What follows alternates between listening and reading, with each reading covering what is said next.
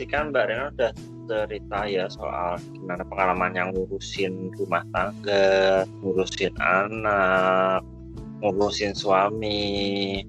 Kira-kira Tapi nggak susah nggak Mbak Rena ngurusin suami Mbak Rena?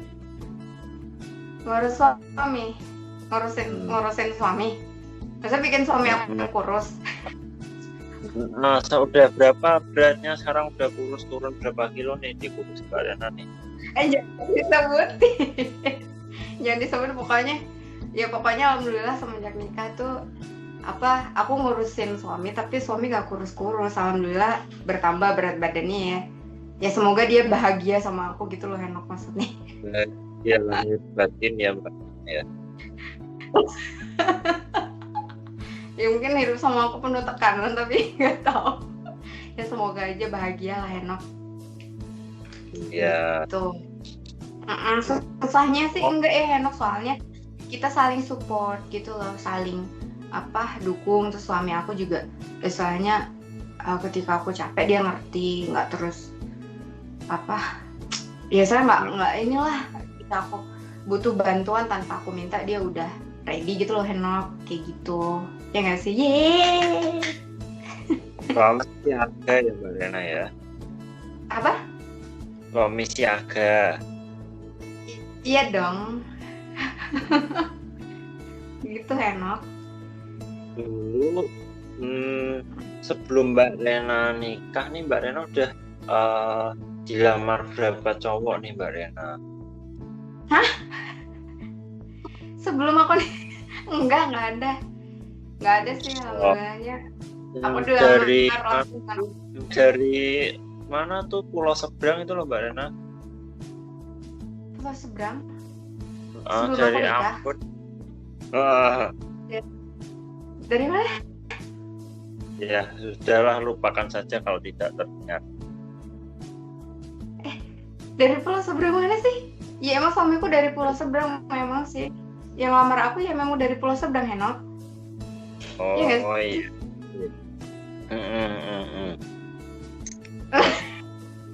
Salah nggak sih? Iya. Dulu Mbak Rena tuh kan sekarang kan udah nikah. Dulu waktu lulus kuliah langsung nikah, sempet ngelamar kerjaan dulu Mbak Rena? Ngelamar. Sebenarnya gini Henok, aku sebelum lulus kuliah kan aku nikah nih. Aku nikah kan waktu itu semester 7 nih, ya enggak? Aku semester 7 aku nikah. Terus sebelum udah ada rencana nikah sejak semester 5. Nah, ketika aku ada rencana nikah tuh aku langsung pengen kerja gitu loh Henok, ya nggak sih? Pengen kerja sambil kuliah gitu. Cuman ketika aku waktu itu daftar di suatu lembaga gitu kan, atau instansi gitu ya.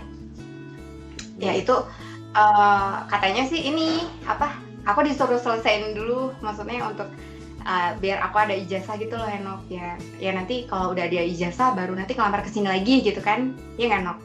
Tapi ketika aku udah lulus, aku udah dapet ijazah, daftar ke lembaga tersebut, itu aku ya ditolak gitu loh Henok, kayak ya di sini belum ada lowongan gitu loh Henok, kayak gitu katanya. Gitu sih. Kayak pengalaman kerja, kan pengalaman cari kerja waktu kuliah ya Mbak Rena ya. Ada diskriminasi atau stigma negatif itu nggak sih Mbak Rena waktu Mbak Rena ngelamar? Kan Mbak Rena tunet nih, gimana sih tanggapan mereka waktu Mbak Rena ngelamar? Apa memang benar-benar nggak ada kesempatan, atau mereka meragukan Mbak Rena karena Mbak Rena tunet? Kalau dibilang nggak ada kesempatan, itu kan sebenarnya untuk lowongannya itu kan lowongan untuk disabilitas ya Henok ya. Waktu itu aku pernah daftar di beberapa ya Henok, gak cuma satu. Itu beberapa instansi, itu tuh nggak cuma satu, dan itu lowongan buat disabilitas, dan memang disabilitas gitu, malah khusus kan ya, khusus buat disabilitas gitu loh Henok. Cuman ketika aku masukin lamaran, masukin ijazah dan lain-lain misalnya kayak gitu, dari sana tuh mungkin ada ketertarikan gitu loh Henok. Aku di telepon gitu kan, ditanya-tanya gitu ya. Itu tuh apa? Ditanya tuh aku tunanetra total apa low vision gitu kan. Terus masih bisa apa ngelihat jalan atau enggak gitu-gitu. Terus ya aku bilang jujur aja kan aku tunanetra total gitu. Terus oh yaudah nanti kami kabarin lagi ya gitu kan. Terus kalau memang lolos gitu. Terus udah gitu aku ditanya-tanya juga soal screen reader gitu. Terus kan aku butuhnya seringnya pakai JAWS ya Nok ya. Nah waktu pakai JAWS itu kan cuma kalau JAWS itu kan di instansi kan pasti harus yang asli ya Henok dan itu mahal ya Henok ya. Iya nggak sih Nok? Ya itu Bener sampai nggak sih Nok? berapa juta itu, sampai lebih dari 10 juta itu kayaknya. Ya kan, kayak gitu kan. Setahu kan mahal ya nggak tahu berapa jutanya yang jelas dari mereka kan ini jadi aku tuh nyaranin pakai NVDA. Kalau NVDA kan bisa di-download gratis kan, Nok? Ya nggak sih? Nah, itu kan open resource ya. Ya kayak gitu. Sampai aku kirim link buat download NVDA-nya. Jadi aku bisa pakai screen reader ini kok gitu kan. Rencana kalau misalkan nanti aku dikasih kesempatan kan aku mau belajar sama Henok nih buat operasiin NVDA ya nggak Nok? Gitu. Cuman karena aku apa? Nggak apa-apa. Ya pokoknya rencana aku mau belajar sama Henok kalau ini. Tapi ternyata aku nggak ada panggilan-panggilan gitu loh Henok buat apa istilahnya buat kemampuan lah istilahnya. Mereka kan masih nggak tahu dong kalau tunanetra tuh bisa surat menyurat gitu kan, bisa email, bisa ngoperasiin laptop kayak orang awas ya, bisa kayak browsing, terus office gitu-gitu kan kita ngerti kan ya Henok, ya nggak sih Pak Guru, ya kan? Bisa dong kita kayak kerja di kantorannya nggak sih Nok? Ya kan? Ya, Ya kan? Tapi kan kebanyakan instansi kan nggak tahu ya Henok kayak oh ternyata bisa kayak gini. Jadi mereka kayak masih underestimate. Paling gimana sih cara mereka ini nulis orang nggak lihat, sedangkan laptop kan tombolnya banyak nih, gimana cara mereka bisa ngerti gitu kan, paling mereka belum tahu kan Henok. Padahal sebenarnya kan kita tuh kan bisa kan ya, orang kita juga kuliah kan pakainya kan laptop ya Henok, itu juga pakai email juga kan buat ngumpulin tugas ya nggak gitu. iya. Jadi mereka itu lebih kayak underestimate ke tunanetra, bahwa tunanetra itu nggak bisa ngapa-ngapain, ya udah nggak bisa lihat, mosok sih bisa pakai laptop, pakai Android, atau mungkin kerja di kantor kan. Kalau di kantor kan mesti mungkin mobilitasnya, terus ya mungkin lebih banyak kerja pakai laptop, mungkin mereka kurang lah ya soal pengetahuan itu ya Mbak Rena. Jadi mereka udah underestimate duluan ya. Iya, jadi kita tuh harus, kita harus kayak campaign ke semuanya gitu loh Henok. Iya nggak sih? Kayak perusahaan tuh harus tahu gitu loh Henok, kayak tunanetra tuh bisa gitu, karena tuh banyak Henok yang nggak tahu gitu loh. Katanya dia memang bergerak di bidang disabilitas, misalkan nih ya, dia kerja di suatu SLB. Aku pernah nih ya Henok tahu temen aku nih, dia sekolah di SLB, tapi guru komputernya itu orang awas dan dia nggak ngerti screen reader gitu loh Henok. Jadi kan miris banget ya, kayak gitu. Dia mengoperasikan screen aja nggak ngerti, jadi masih gurunya juga nggak ngerti cara ngajarin gimana, soalnya dia masih awam sama screen reader gitu loh. Jadi gimana ya maklum aja ya, kayak instansi ya biasa yang perusahaan ya kayak gitu juga nggak ngerti soal ternyata bisa gitu ya, orang yang di SLB aja ya memang khusus disabilitas, apalagi tunanetra aja belum paham gitu loh Henok, kayak gitu. Jadi mungkin sarannya tuh buat instansi-instansi yang membuka lowongan pekerjaan atau mereka mau kasih kesempatan buat disabilitas, mungkin mereka bisa survei dulu ya, mungkin cari info soal disabilitas netra nih, siapa ya yang udah kerja, ada nggak ya mereka browsing dulu, terus mereka nanya kalau memang mereka belum tahu. Jadi nggak cuma asal buka lowongan untuk memenuhi persyaratan dari pemerintah itu kan yang 2% Ya, benar. memberikan kesempatan untuk disabilitas. Jadi Ada juga kalau nih mereka disabilitas, ada yang persyaratannya disabilitas. Kalau tunanetra masih bisa melihat, kalau tunarungu masih bisa mendengar, kalau tunadaksa nggak boleh pakai kursi roda. Ada Henok yang persyaratan kayak gitu. Semestinya kan kita nggak boleh mengklasifikasikan disabilitas dong, ya nggak? Kan gitu. Iya nggak? Mungkin mereka yang ringan-ringan ya, yang mungkin tunanetra tapi low vision itu ya. Terus kalau yang tunarungu mungkin ya dia masih bisa dengar gitulah ya.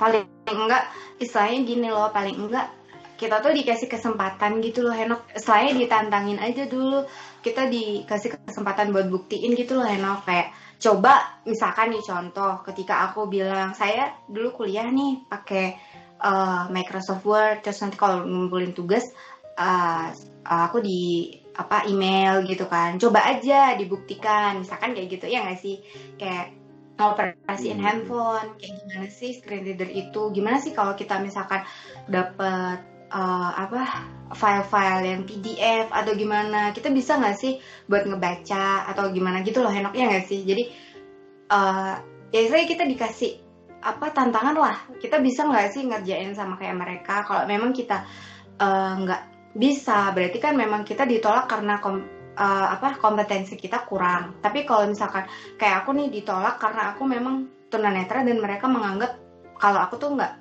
bisa gitu loh Henok, tapi sedangkan aku nggak dikasih kesempatan buat ngelakuin apa yang biasa dilakuin di perusahaan itu gitu loh Henok, di posisi yang aku lamar kayak gitu loh Henok.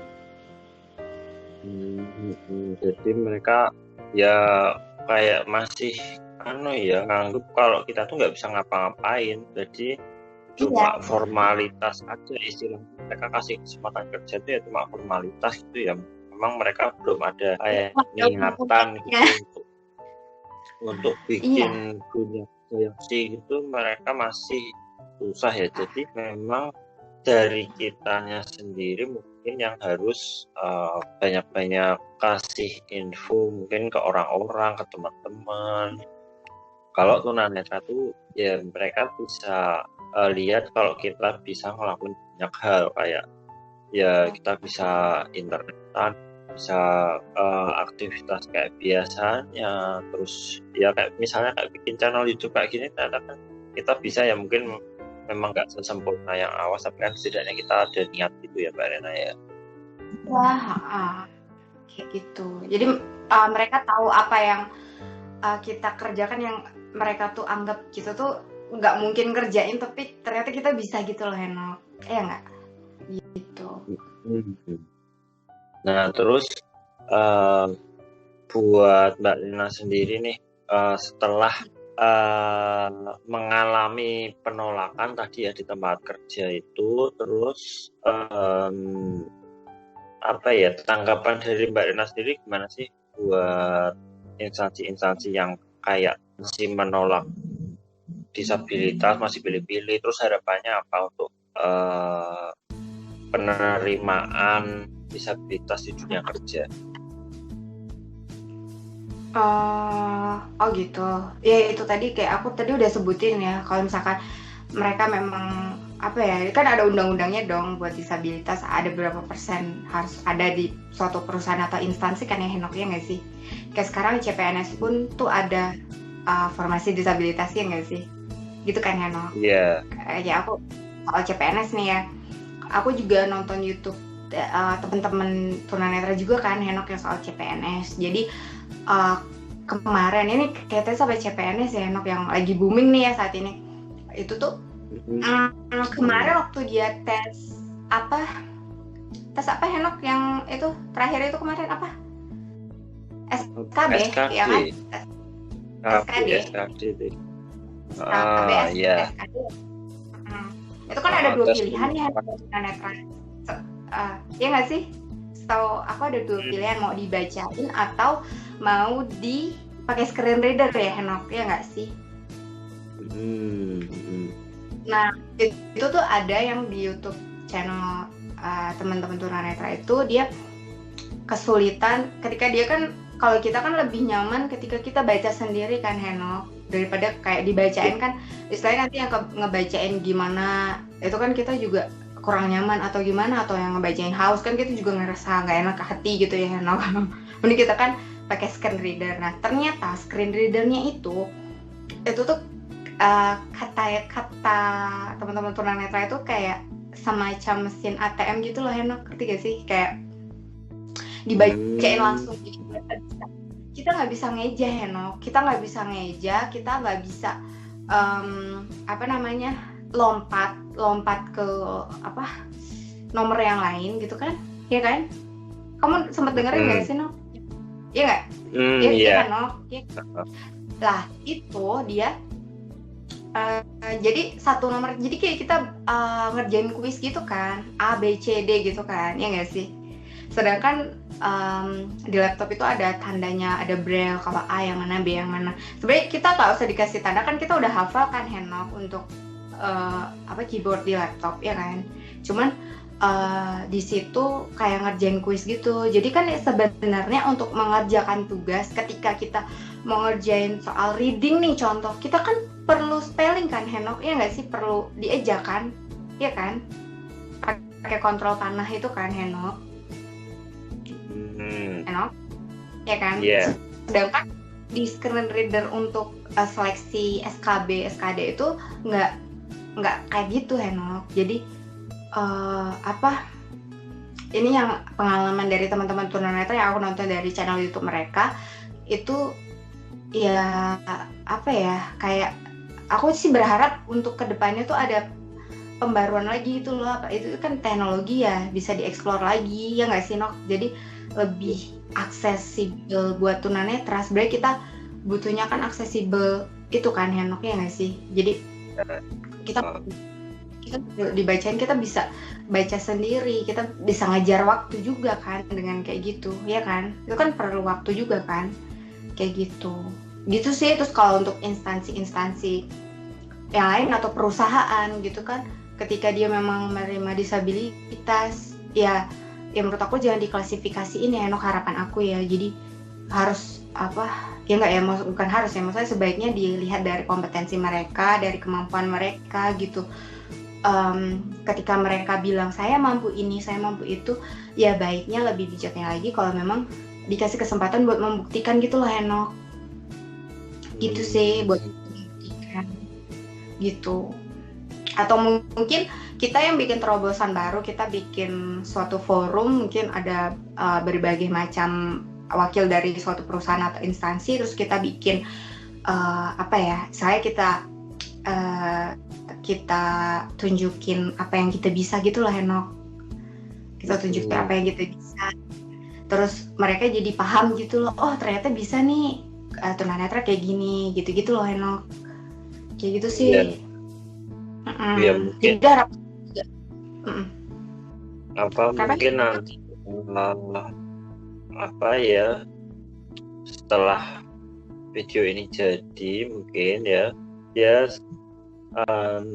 kita berharap banyak yang nonton juga ya Mbak Rena, dan bisa lebih tahu soal kehidupan tunanetra, terus kesempatan kerja untuk tunanetra itu bisa lebih terbuka lagi ya barangkali nanti ada yang nonton gitu ya, mereka mengasih kesempatan biar kita bisa mencoba bekerja dan membuktikan kalau kita itu ya bisa kerja kayak orang-orang yang lainnya.